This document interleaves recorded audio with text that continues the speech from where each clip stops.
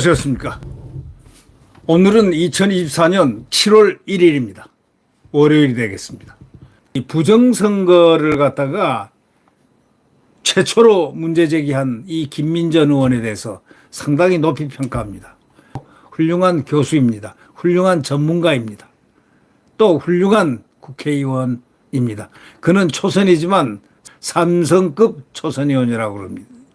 초선의원이지만 초선급도 안 되는 반급 정도 되는 초선의원들도 많이 있습니다. 예.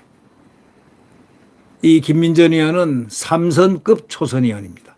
네, 어떤 걸 맡겨놔도 해낼 수 있는 분입니다. 이분이 부정선거 의혹을 최초로 제기를 했습니다. 그래서 드디어 이 김민전 의원의 최초 제기로 인해서 제도권 의제로 올라섰습니다. 이제 비로소 나경원, 원희룡, 윤상현 늦었지만 잘했다라는 이러한 얘기를 하고 있습니다. 결국 제야가 외롭게 오랫동안 지적한 이 부정선거에 관련된 문제를 국민의힘 기회주의와 비좌파 언론들이 극우로 폄하한 탓에 여태까지 빛을 못 봤습니다. 극우라는 게 있지도 않은 극우를 갖다가 이 비좌파 언론, 조중동도 마찬가지죠. 네. 극우로 폄하한 탓에 문제 제기를 하지 않았습니다.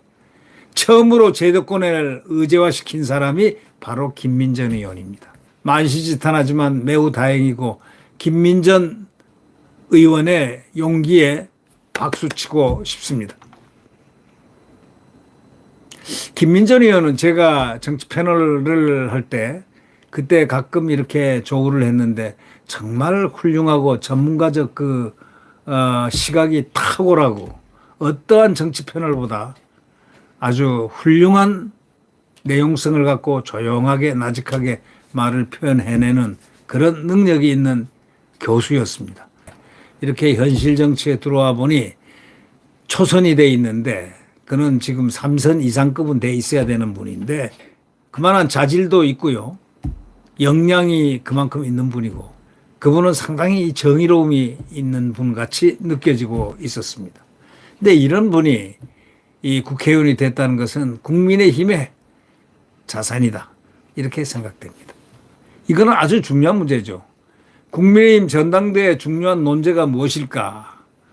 윤석열 대통령과 거리를 둘 것인가? 또 함께 갈 것인가? 이게 핵심적인 관심사일 듯 싶다고 유근일 뉴델리 주필은 그렇게 파악을 하고 있습니다.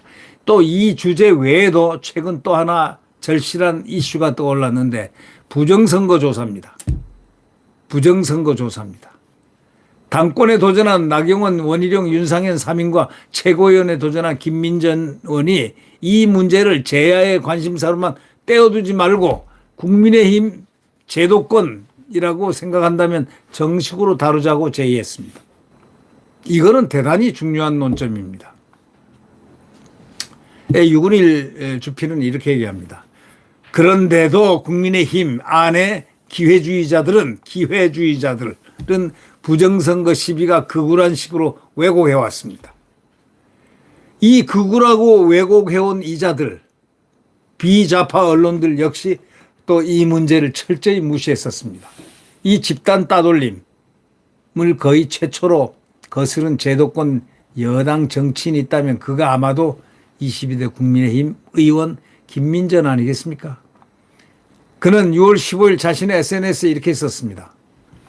선거 전체를 부정이라고 선언적으로 규정하지는 않겠다. 그러나 상당한 의구심이 있을 때는 제대로 조사하자. 상당한 의구심이면 당연히 조사를 해야죠. 네. 국민의힘 당권에 도전한 원희룡은 이렇게 얘기했습니다. 6.25 날 기자들에게 이렇게 말했습니다. 부정선거 의혹을 해소해야 한다. 공정한 결과를 국민이 믿을 수 있게 해야 한다. 이렇게 얘기했습니다. 같은 당권 도전자 윤상현도 6월 25일 이봉규 TV에 출연해서 부정선거 의혹 규명은 국민의힘 책무다. 이렇게 말했습니다.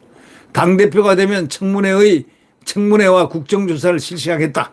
이렇게 분명히 밝혔습니다. 나경원, 김민전 두 의원은 또한 사전투표를 폐지하는 공직선거법 개정안 발의에 함께하기로 했습니다. 이 법안에는 국민의힘 강선영, 김석기, 박성민, 백종원, 서명호 의원도 참여했습니다. 결국 국정원은 이미 지난해 10월 중요한 조사를 발표한 바 있습니다. 선관위의 선거인 명부 및 사전투표 관리 등 투표 시스템이 조작 가능하다는 바로 그런 결론입니다. 이런데도 국민의힘과 언론은 꿈쩍도 안 했습니다. 조중동이 꿈쩍을 안 했으니 뭐 더 말할 나이가 있겠습니까? 이제 시작이 됐습니다. 끝까지 물고 늘어지기를 국민들이 바라고 있습니다. 나경원, 김민전, 원희룡, 윤상현 네 의원이 제야에서만 고독하게 제기되던 그런 문제를 비로소 처음 제도권 의제로 끌어들이고 성립시킨 셈이 됐습니다. 만시지탄, 정말 만시지탄한 감이 있지만 다행한 일입니다. 이 좌빨들, 좌익들은 늘 원내투쟁, 아스팔트 투쟁을 병행합니다. 이 비좌파에서는 박근혜 탄핵을 할 때나 윤석열 탄핵 국면에서나 이런 협업이 도무지 이루어지지 않습니다. 비좌파 일부 정치인들과 언론의 기회주의 탓입니다. 이 비좌파 일부 정치인들과 언론의 기회주의 탓입니다. 이 분열은 마땅히 대한민국에서 극복돼야 합니다. 선명한 자유투쟁의 방향으로 이제는 기술을 돌려야 됩니다. 여러분 어떻게 생각하십니까?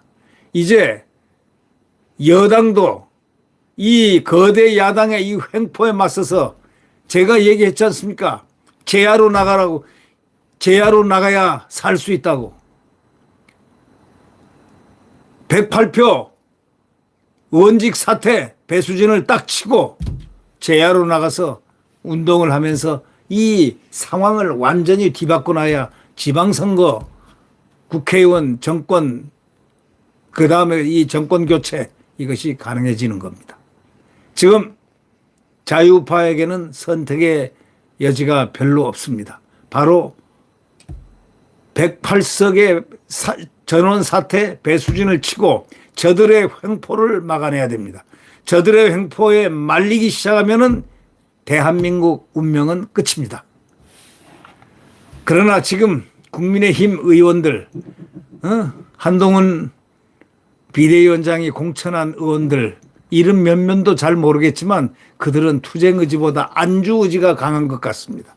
이런 자들이 과연 여권이 야권적 여권이 돼 있는데, 이게 지금 여권이 야권 이상으로 돼 있는데 이렇게 힘든 그 국면을 돌파할 수 있을지 두고 볼 일입니다. 이제는 선별적으로 강인한 의원들을 이제 우리 언론들이 또 유튜버들이 강인한 대한민국을 살려가는 소위 의원들을 선별해서 좀 각광을 시키고 그분들 국민들에게 널리 알리는 그런 작업을 해야 될 것 같다라는 생각을 해봅니다.